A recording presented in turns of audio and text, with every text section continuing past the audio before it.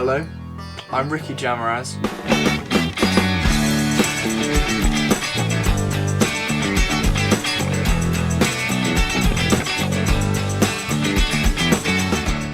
And I'm going to be teaching you how to play the song you just heard. It's called No by me. I've never done one of these videos before, so bear with me. We're both going to learn in this video, yeah?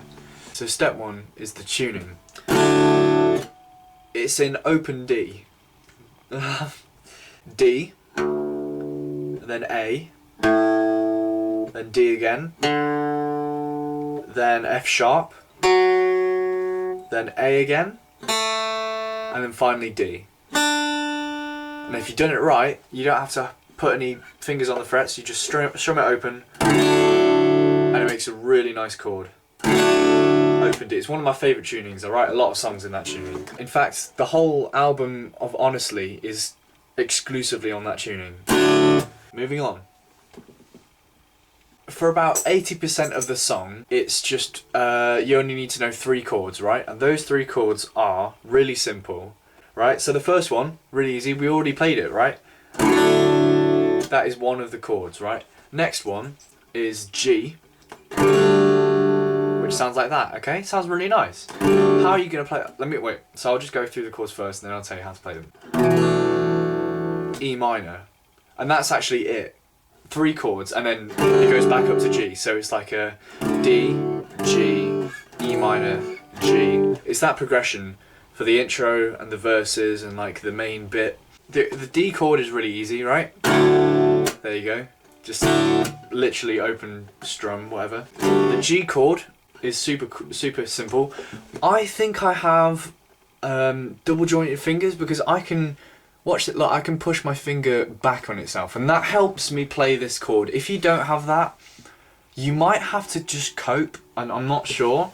What you have to do is get this one finger, put it on the 5th fret, right, on the 3 lowest strings, the D, A and D, 3 lower strings, or like the ones closest to you. Just bar it over those 3 strings, and then let the other 3 strings, the higher pitched 3 strings, just ring out. Should sound like that. And the thing is, having a finger that bends backwards helps because you can, I'm not sure if you can see, but you can get these notes here and then your finger moves out of the way so that it doesn't sort of deaden the higher pitched notes.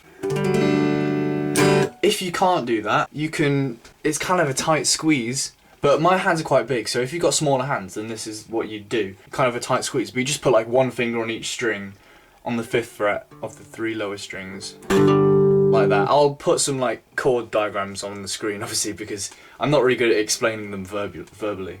But that is the G chord, right? That's what you need to know.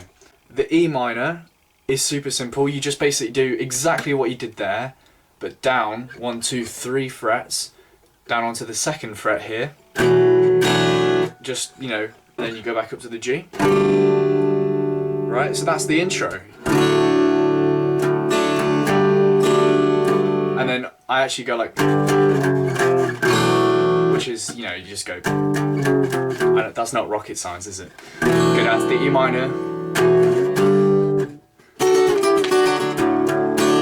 That sort of is the backbone behind the whole thing. Obviously there's, I'll teach you that in a second, but behind that it's those 3 chords in that 4 chord pattern. D, G, E minor, G.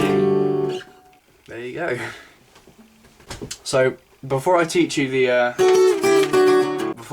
bit, let's just talk about the structure of the song. So you've got the intro.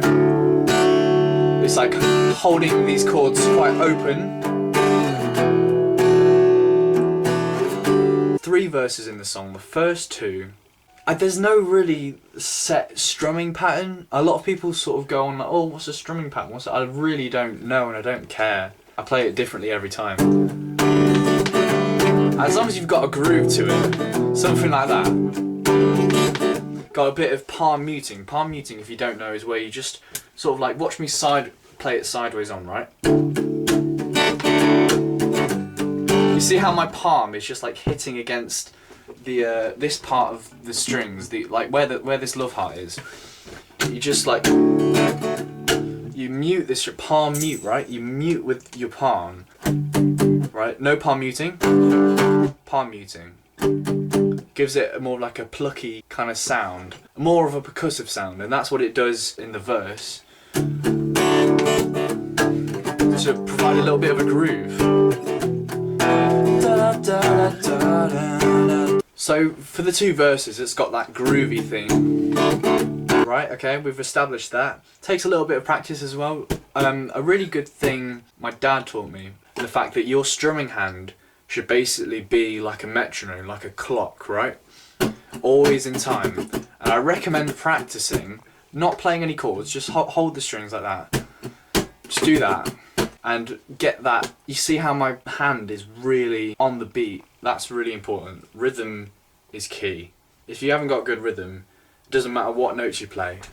You haven't got the feel, you know? The third verse is a little bit different. What I like to do in just songwriting in general, when you've got like a third verse or something, you change it up a little bit. You make it sort of go down lower, like as in the instrumentation sort of like gets a little bit more low key, and that's done in this song. Sort of only just playing the lowest strings.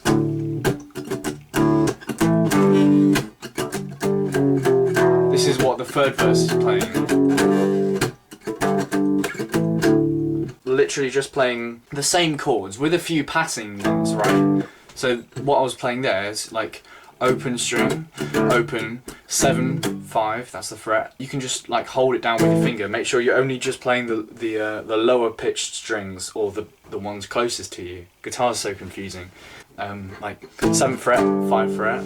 Da, da, da, da, da. That's really easy, just go down each fret. Down to the E minor. Then you go up to the 4th fret, and then the 5th fret again, 7th fret, and then down. That's the third verse sort of pattern. But you can do whatever you want, honestly. You don't have to do that. As long as you play it like a little bit more quieter, you can just play the chords like you were doing before, right? Just easy, 3 chords, like that. The infamous, well, it's not infamous yet because this song isn't actually released like officially, but this little sort of the main theme, right? Everyone knows that bit when they think of the song. When this song gets massive, that's the bit that you remember, right? Because that's like the main theme. Here's how you do it, right? So it's the same chords as like the verses and whatever. It's the D, G, E minor, G, right? We're already good with that. I'm going to put a tab for it on the screen because there's no way I'm going to try and explain this verbally to you. It's harmonizing. I'm not just playing those 2 notes, even though I've written it like that in the tab. That is a boring way to play it. How I play it almost playing all of the strings. Because you're in an open D tuning, whatever you play, right, sounds nice because it's all in the key of D. The song's in the key of D and the guitar's in the key of D. You can tell that I'm playing a lot of the open strings along with the melodic line. But you got to play this song, you know, sort of like roughly and like, you know, sort of sloppily. As long as you keep the feel and the rhythm of it, you can get away with playing whatever kind of notes you want. And you know, it's different every time you play it, and I think that's what gives it a little bit of life. You do that 3 times down, right? That's going down. One more time. And then on the 4th time, the same but the opposite way round. You play the same melody over different chords. And that's what's tricky because it's changing from, I mean, the first one is easy because you don't have to have your hand on the thing. You go, right? And then you've got to go to the G here. And then you go to the E minor.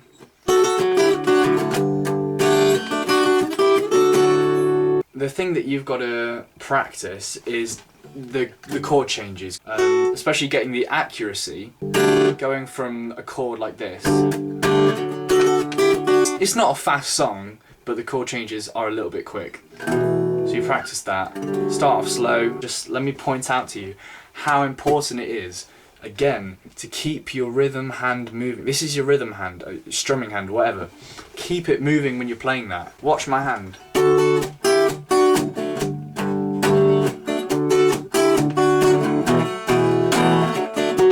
It's constantly going like that at like a constant rate. Hit the strings with your palm, that palm muting thing, like that, a dead sort of muting sound when you're not playing a note on that bit. Like that. It's complicated, but if you just play it slow, ready? 1, 2, 3, 4.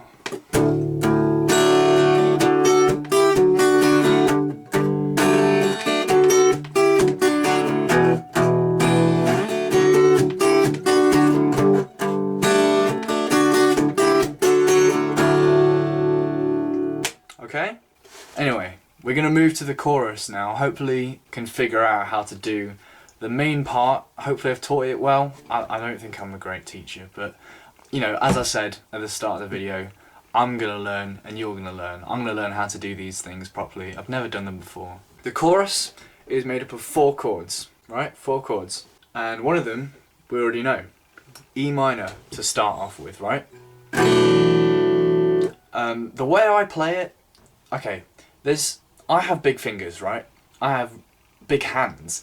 Look how big my hands are. Very big. That means I can play a chord like this. And it sounds really pretty, but it's inaccessible for a lot of people. And I do understand that. These are the 4 chords, right? You've got an E minor, F sharp minor, B minor, and an A. Again, these wide chords. I mean, look at that one, right? I'm spanning like 1, 2, 3, 5 frets with just one hand. That's a lot for some people. So what you can do to make it easier, if you can't do that, obviously that's how I play it. That's the most accurate if you want to play it exactly like the recording. But like the next best thing you can do is just do the same. You know how we did with the G and the E minor, where you just do like one, all on one fret, just the lowest pitch closest towards you, 3 strings.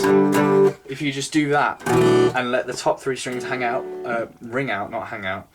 You know, we recognise that now with the whole verses thing.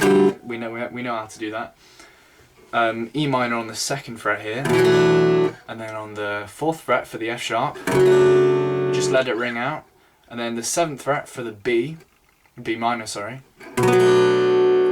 And then, no, sorry, 9th fret for the B minor, and then 7th fret for the A. Right, that is a really easy, obviously you can do it with like 1 finger on every string, if your fingers are smaller than mine. That works as well, and honestly if you're playing that, I probably wouldn't even notice, unless I was looking at your hands, but you know, not that I'm going to come round to your house and watch you play this song. No, don't squeeze my throat. No, it's not a joke. You know what I mean? It sounds perfectly fine. So those are the 4 chords you need, and here's the pattern of like how to use them. So E minor,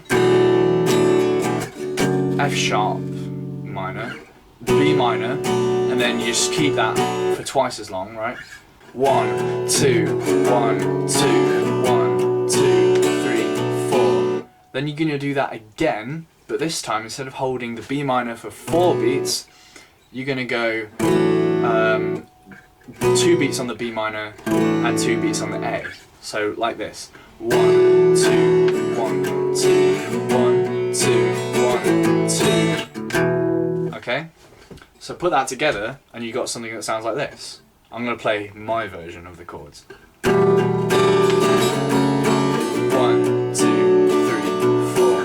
1, 2, 1, 2, 1, 2, 1, 2. And And then you just repeat that again, and that just repeats twice, and that's the chorus basically. Or highest pitched 3, if that makes sense. These ones, you want to make sure they ring out throughout the whole thing, because that's what makes it interesting, you know? It's called a drone, right? This high pitched... Sounds boring, but when you change the chords underneath, it suddenly becomes really interesting. Because the relationship, I'm not going to be nerdy, but like the relationship between like these notes and the changing chord notes of whatever, that's just a whole other thing that I'm not even going to get into. It's, again, even if you can't play the chords very well, if you got the feel of it, again, if you practice,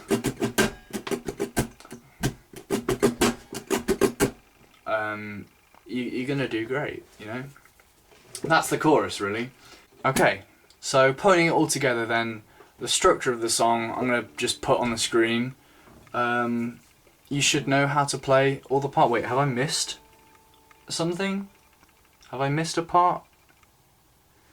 I don't wanna do... No, I don't think I have. A lot of the guitar parts are repeated, especially like the verses and the main themes and whatever. How you make that interesting is you play it at different volumes and with different rhythms and feels. And that's what makes, again, that's what makes the song interesting, is you gotta change it up with how you play it. Because no one wants to hear the same sort of D, G, E minor, G chord progression just played robotically the same over and over again, right? That's pretty much all I have to say. I've been filming for half an hour. I've cut out a lot of stuff that you don't need to know. A lot of me waffling. I'll try and make these videos maybe a little bit shorter if this turns out too long, whatever. Please give me all the feedback in the world in the comments if you could. Let me know how, you know, if this is what you're expecting, obviously, because the people who are seeing this, I know I'm giving this out to the public just as a little bit of a taster, but the people who, you know, are like on the Patreon, who are, you know, subscribing and paying for this, among other things, you know, you're paying for it, so you might as well get what you want. So is this what you want? Is this good? Let me know, please let me know. If you're seeing this from the Patreon, then on the post where I linked this video, I've also put like PDFs of the chord sheet with some simple chords and tabs for all the like actual chords and that bit. If you're not in the Patreon and you'd like to get video tutorials like this for my songs every week, plus other exclusive unreleased songs, then you can join with the link in the description. Thank you very much, and yeah, please give me some feedback, because I'm flying blind here.